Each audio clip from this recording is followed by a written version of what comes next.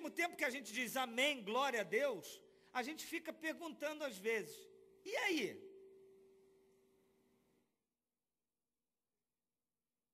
Eu quero mais políticos cristãos, porque homens públicos cristãos poderiam fazer muito pela cidade, mas é uma pena que muitos dos homens públicos cristãos sejam mais públicos do que cristãos, porque o que a gente tem visto é que ao invés de sermos sinônimos de doação, nós somos sinônimos de petição. Ao invés de sermos o povo que dá, que doa, nós somos o povo que pede e arranca. É uma pena sermos conhecidos por muitos, e às vezes gente boa, como pessoas, não como sinônimo de doação, de entrega. O Evangelho faz pescador virar pregador. O Evangelho faz estelionatário virar um homem generoso. Agora, Zaqueu, eu vou dar 4 vezes para as pessoas aquilo que eu tirei delas. A conversão atinge o coração e, consequentemente, toda a vida. Esse rapaz, ele era um idólatra, ele não ouviu o Evangelho, e ele chorou e foi embora da presença daquele que é a estrela da manhã, que é o lírio dos vales, que é a pedra de grande valor. Interessante que a pedra de grande valor achou o jovem rico, mas o jovem rico não achou a pedra de grande valor. Ele conseguia identificar uma riqueza natural, mas não conseguia identificar uma riqueza espiritual. Meu querido e amado irmão, que você não leia mais essa história do mesmo jeito. Que vocês parem de selecionar os pecadores pelo grau de influência ou pela conta bancária, cor da pele ou status. Todos carecem do Evangelho. Eu louvo a Deus, e eu quero terminar contando essa história.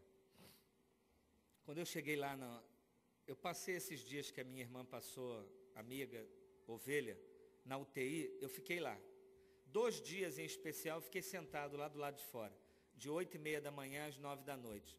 Ficava lendo, ficava orando, ficava ali, ficava entrando e saindo da UTI e conversando com as pessoas que estavam ali fora. Se você está reclamando da sua vida, vai passar uma semana na UTI sentado lá, tá? Leva lá seus filhos para ficar lá sentado também, essa menina arrogante, fica pedindo, e não quer arrumar emprego. Você pega, bota lá na UTI, leva a sua família, senta todo mundo na UTI para conversar com as pessoas lá. Ficar batendo papo, faz um intensivo com ela. Se não melhorar, e dá uma coça nela, e aí já é outro assunto. A S trabalha esse assunto depois. Mas preste atenção no que eu vou te dizer. Teve uma situação que eu entrei para conversar com a minha amiga, ela falou o seguinte: ontem eu estava desesperada aqui, triste, abatida, o primeiro dia que foi diagnosticado. E aí passaram 2 faxineiras. E elas me viram a Bíblia, me viram e eu estava chorando. E aí as faxineiras entraram, isso 2 horas da manhã. Faxineira de UTI. As 2 crentes falaram assim: minha querida, você é da igreja? Ela falou: sou.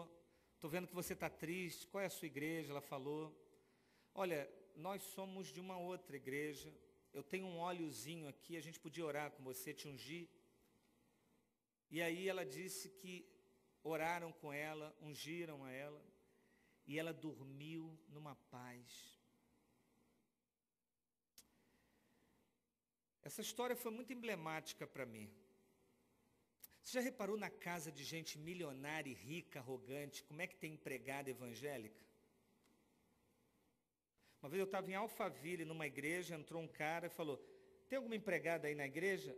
Que eles querem empregada cristã, para não roubar fubá, farinha, levar tudo para casa. E cuidar bem dos filhos, orar com os filhos, eles gostam. Irmãos, Deus sempre vai trabalhar assim na história, né? Esse jovem rico, ele foi ao próprio Cristo. E não aconteceu. Saiu choroso, idólatra. Mas Deus é tão misericordioso, Deus é tão generoso na história que Ele coloca essas pessoas que aos olhos dos outros não significam nada.